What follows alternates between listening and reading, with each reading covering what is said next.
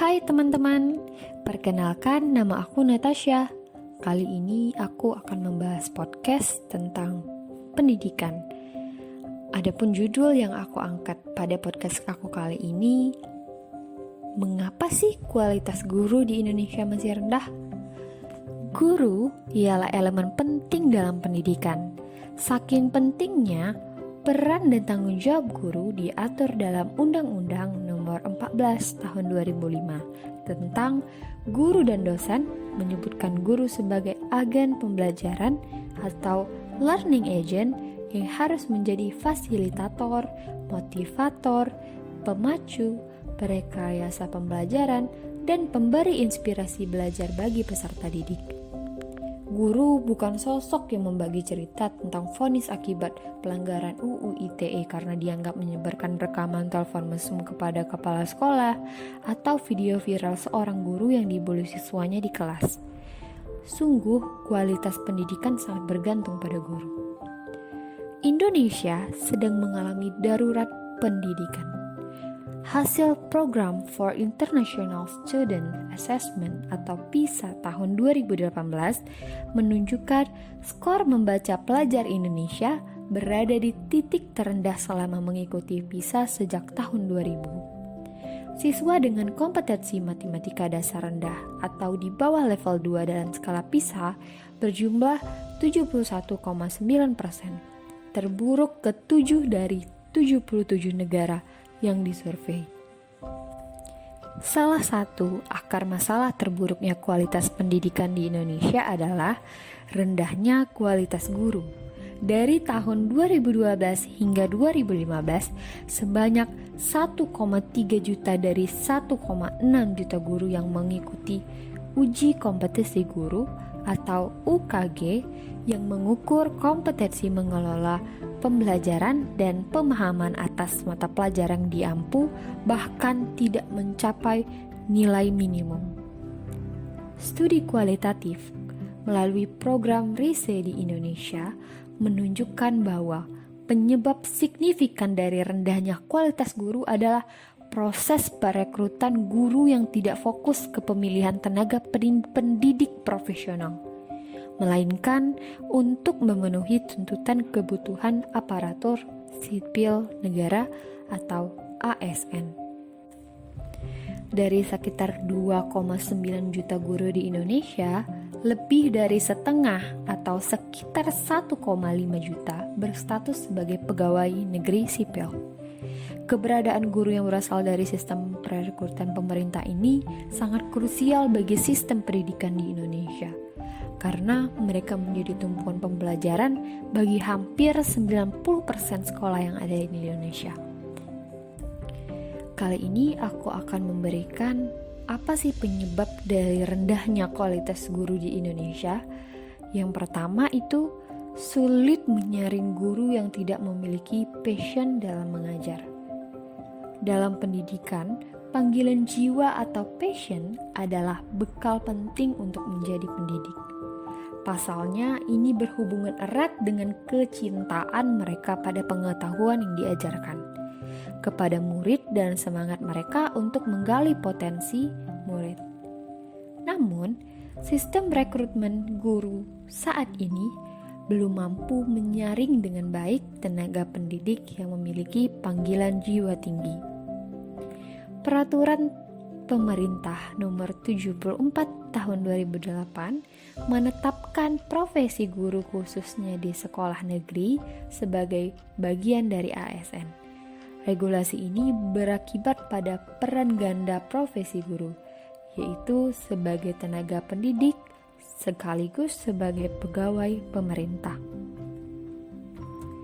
Dualitas peran ini menyebabkan sulitnya memisahkan pelamar profesi guru yang memiliki minat dan motivasi untuk mengajar dengan mereka yang sekedar tertarik dengan jabatan sebagai pegawai pemerintah.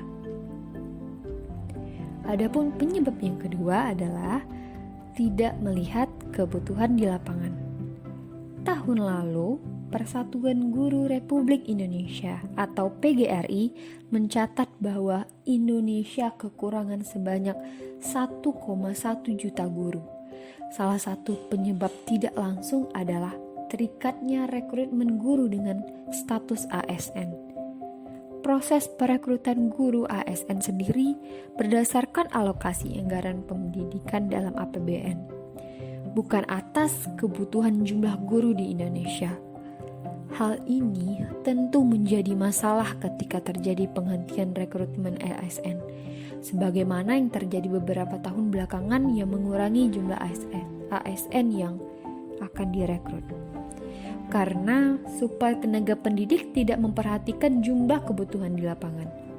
Sekolah tidak pernah bisa menutup kekurangan guru. Pada akhirnya, perekrutan guru honorer atau guru tidak tetap selama ini menjadi alternatif agar proses belajar siswa tetap dapat berjalan. Namun, ketika terjadi kekurangan guru yang besar, perekrutan guru honorer dilakukan dengan cenderung informal, terburu-buru, dan tidak memperhatikan kompetensi kependidikan. Akibatnya, guru yang direkrut seringkali berkualitas rendah.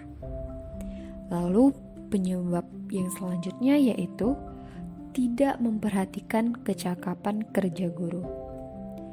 Proses perekrutan guru sebagai bagian dari perekrutan ASN pada umumnya tidak memperhatikan kecakapan kerja yang dibutuhkan seorang guru profesional. Padahal profesi guru memerlukan kecakapan kerja yang kompleks. Guru dituntut untuk memiliki kemampuan untuk mengajar secara efektif serta komitmen dan motivasi tinggi untuk mendidik siswa. Sementara itu, perekrutan guru dalam sistem rekrutmen ASN pada umumnya mengutamakan wawasan kebangsaan serta pengetahuan umum dan kompetensi mengajar. Jadi, apa sih yang harus dilakukan? Ketiga permasalahan di atas ditambah dengan sistem insentif finansial dan kepangkatan yang berbasis lamanya tahun kerja dan bukan performa membuat profesi ini menjadi momok bagi banyak calon guru. Mereka pada umumnya memilih untuk mengajar di swasta. Bahkan tidak sedikit lulusan program pemerintah pendidikan calon guru dengan kualifikasi baik pada akhirnya memilih untuk menjalani profesi lain. Untuk memperbaiki kondisi ini, kami menawarkan beberapa solusi. Pertama, profesi guru sebaiknya diperlukan sebagai pekerjaan profesional. Artinya, profesi guru harus diregulasi sebagai tenaga profesional yang memiliki tanggung jawab terhadap kinerja profesi. Yang kedua, perekrutan guru sebaiknya terpisah dari perekrutan ASN pada umumnya. Untuk menjadikan guru dengan status pegawai pemerintah bukan sebaiknya menjalani masa percobaan misalnya dengan status honorer terlebih dahulu. Setelah jangka waktu tertentu, guru telah melalui masa percobaan dengan kinerja baik dan mengikuti seleksi sebagai ASN yang terpisah dari perekrutan ASN pada umumnya. Dan yang ketiga, pemerintah perlu mendefinisikan standar kompetensi guru terdiri dari kompetensi pedagogik, profesional, sosial, dan kepribadian secara lebih teratur dan berorientasi kepada kualitas pembelajaran peserta didik. Berbagai perubahan besar ini pasti membutuhkan proses yang melibatkan berbagai pihak termasuk pemerintah pusat, kementerian, pemerintah daerah, maupun Dewan Perwakilan Rakyat dan Dewan Perwakilan Daerah. Belum lagi perlu negosiasi dan lobi politik yang berpotensi menghambat proses perekrutan guru profesional. Meskipun demikian, peningkatan profesionalisme guru melalui perekrutan yang efektif perlu dilakukan mulai dari sekarang demi masa depan pendidikan Indonesia yang lebih gemilang. Oke teman-teman, sekian podcast dari saya. Apabila ada salah kata atau ucapan, saya mohon maaf. Thank you for watching.